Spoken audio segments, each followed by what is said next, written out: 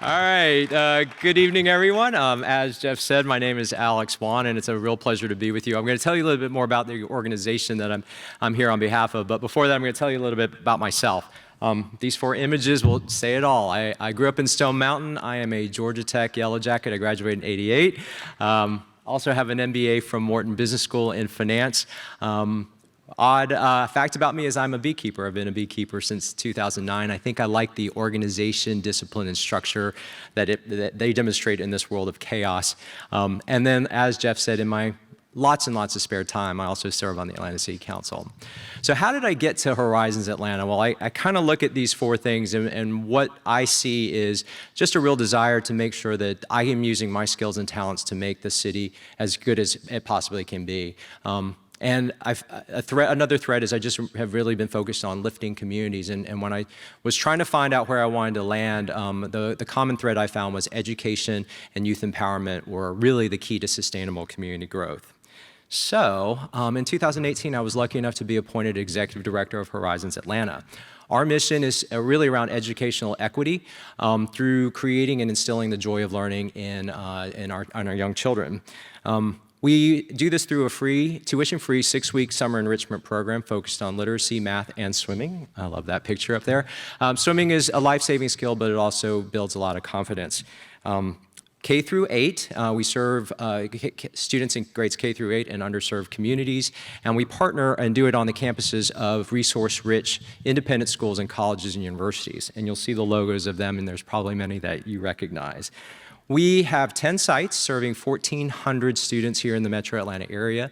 We're also an affiliate of a national organization called Horizons National, and we're the biggest one. We represent about 1/10 of their capacity.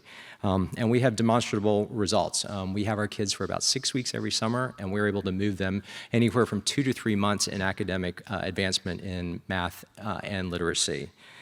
So if you were listening, you heard me say K through 8, and that's what the traditional Horizons model has been. But we've been asking ourselves, what next? I mean, how do we continue to support our scholars through to college and career if we really believe in educational equity? And that's where we find ourselves. And just to give you a sense of scale, I mean, our model through organic growth, about half of our programs are built out through K through 8. And that represents for this year, we're going to graduate 90 scholars into high school. When we're fully built out, we're talking about 200 graduates every year. So that gives you a sense of our scale. And what we've found is that while they might, when you get into high school, you kind of want to be cool, and you don't want the academic summer program. But what they do want is other enrichment. They want things around college prep, career prep. They want life skills, things like leadership or financial management. But most importantly, they want a social network. I mean, here they have been at their one particular site for 8 years. And as they go on to college, high school and college and career, here's an opportunity, we think, to be able to introduce them to other Horizons graduates across the region.